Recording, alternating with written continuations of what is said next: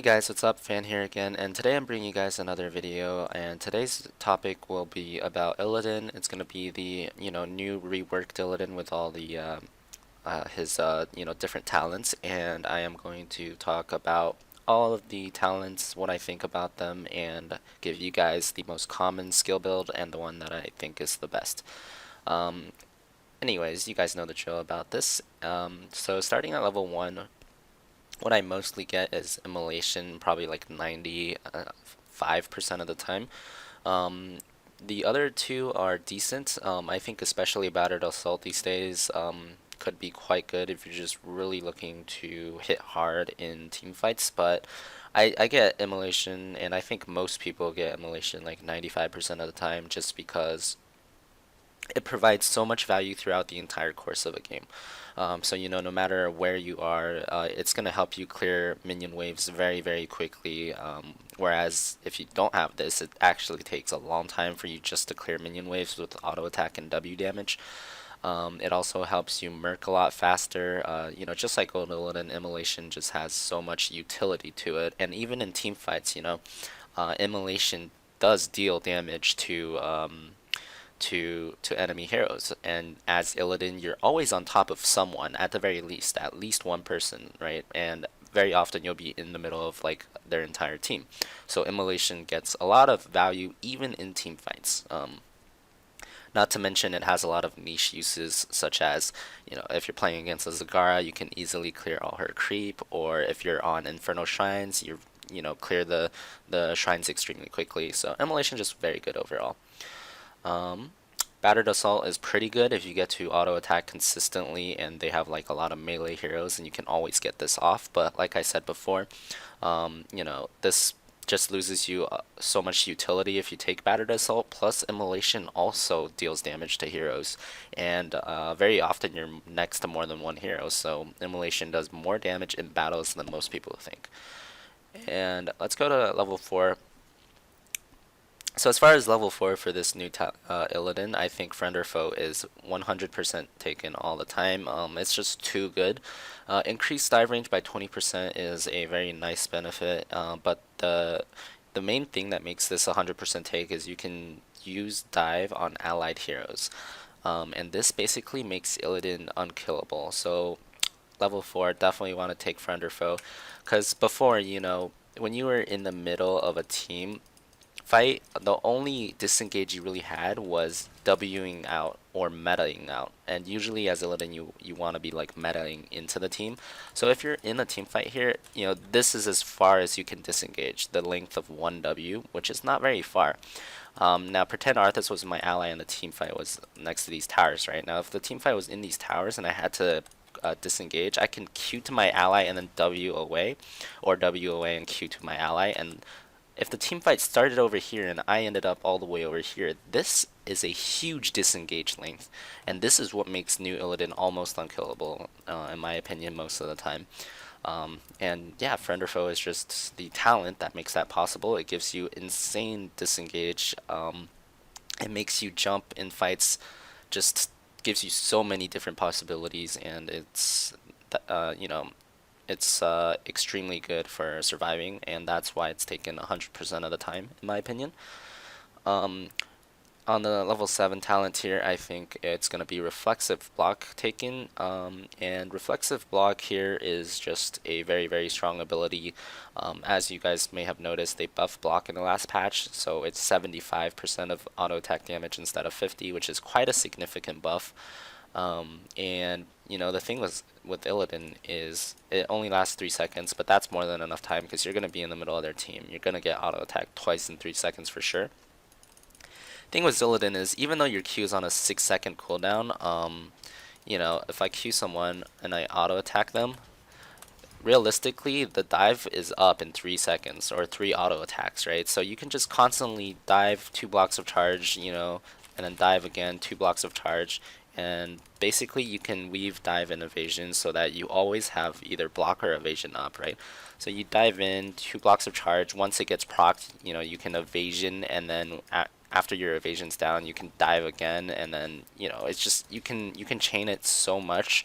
that auto attacks are almost useless against Illidan. And even if they have no auto attack heroes at all, auto attacks still do damage. An auto attack from like an Arthas, a Muradin, a Kel'Thas, the, they still do a decent amount of damage. So this is always going to prevent damage, even if they have no auto attackers on the team. Really, it'll still prevent a lot of damage. Level 10, by far, I think the better ult here in most cases is Metamorphosis. And this one's a little tricky because when New Illidan first released, most people thought that Metamorphosis was really bad because it just kept getting nerfed. This is an extremely nerfed version of Metamorphosis, and most people thought that the Hunt would be better. And the reason the Metamorphosis is still insane is because just the way Illidan plays is, if Illidan doesn't die, then he will kill everyone on the enemy team. So really, the way that Illidan you want to be playing him and the way that all his skills are synergizing right now is you want to make sure Illidan never dies, and Metamorphosis just does that so much better than Hunt. Basically, Metamorphosis obviously will give you more max HP depending on how many heroes you hit, so that makes him tankier and makes it harder to kill him. It also gives you kind of like this pseudo blink, right, across a big range, which also makes Illidan have more mobility and way harder to kill. The fact that it's instant rather than like 2 second or 1 second channeling time that Hunt has makes it a lot better to use in the middle of a team fight as well. And last but not least, you're obviously invulnerable for like 1 to 1.5 seconds when you use Metamorphosis, so that makes it ideal for juking skill shots, especially the skill shots that are like really hard to juke with just Q and W. So other than that, there's not much else to say about the level 10 talent here. That's pretty much why Metamorphosis is so much better than Hunt right now. Level 13 talent tier, what you really want most of the time is Nimble Defender. If Sweeping Strike hits an enemy hero, which it always does when you're in a team fight, you gain Resistant for 2 seconds, which reduces damage taken by 25%. And once again, Sweeping Strike is an 8-second cooldown, so even after you use it, after 4 auto attacks, it's basically up again. So it's not really 2 seconds out of 8. It's more like you get resistant every 2 seconds out of 4 or 5 seconds, right? So it has a pretty big uptime. And combined with the rest of the skills, you can see the theme is just making Illidan much, much harder to kill, just like every other skill. Now, level 16 is another interesting tier in my opinion, and basically for level 16, the 2 most popular comments are Marked for Death and Blades of Athenoth. And for me personally, I go Marked for Death most of the time because when you're picking an Illidan, first of all, Blades of Athenoth requires charging, right? So you have to hit 5 heroes just to get 1 charge of it. And after you use your charge, I believe you have to hit another 5 heroes to get your Blades of Athenoth back up, which means that it's not going to be available in every single team fight, which is kind of a big downside. Because if you choose this and your enemies are smart, they're just not going to let you charge it very easily. The only time you can charge it is in a team fight. And yeah, not having it at the start of a team fight might be very detrimental. The second thing is when you're playing Illidan, when you're picking Illidan, Illidan is a hero that gets counterpicked hardcore. So when you're picking an Illidan, it's very, very common to see attack speed slow modifiers and stuns and silences on the enemy team. Okay, so basically, all of those things hurt when you're taking Blades of Athenoth because they stop you from auto attacking, which you need to be doing if you're taking Blades.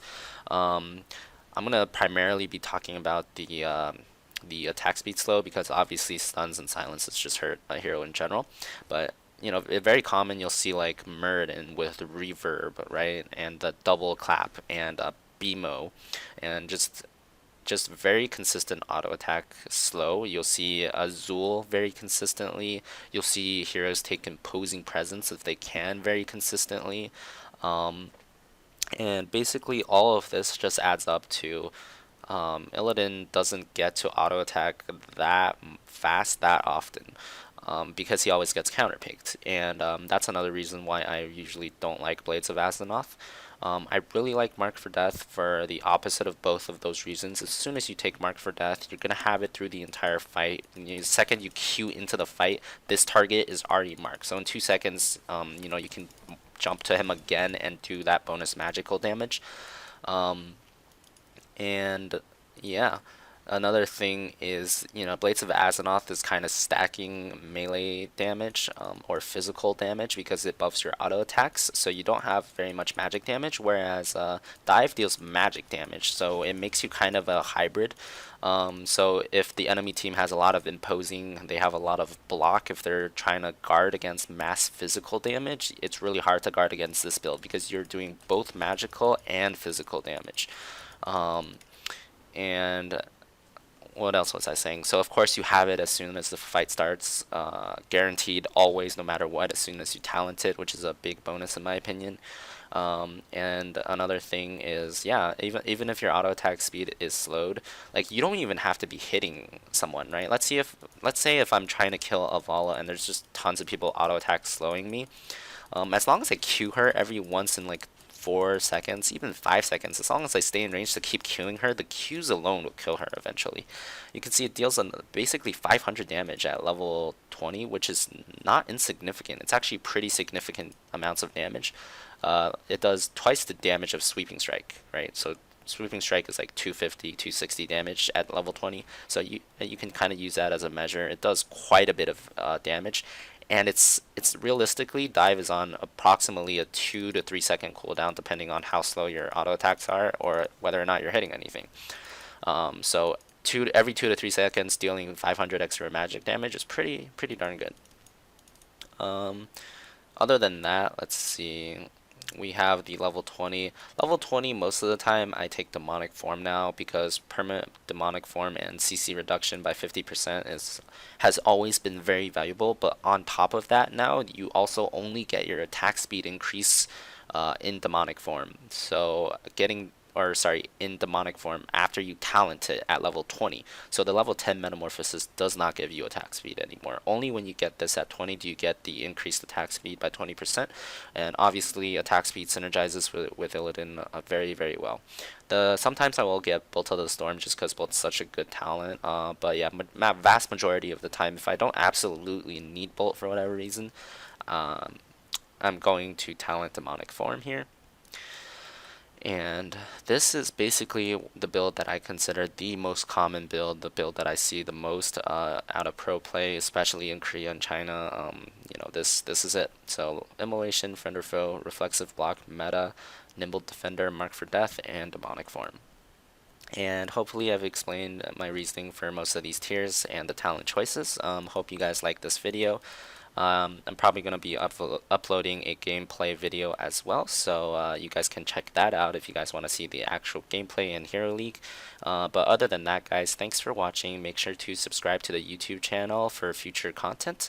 Yeah, I will see you guys next time. Peace out, guys.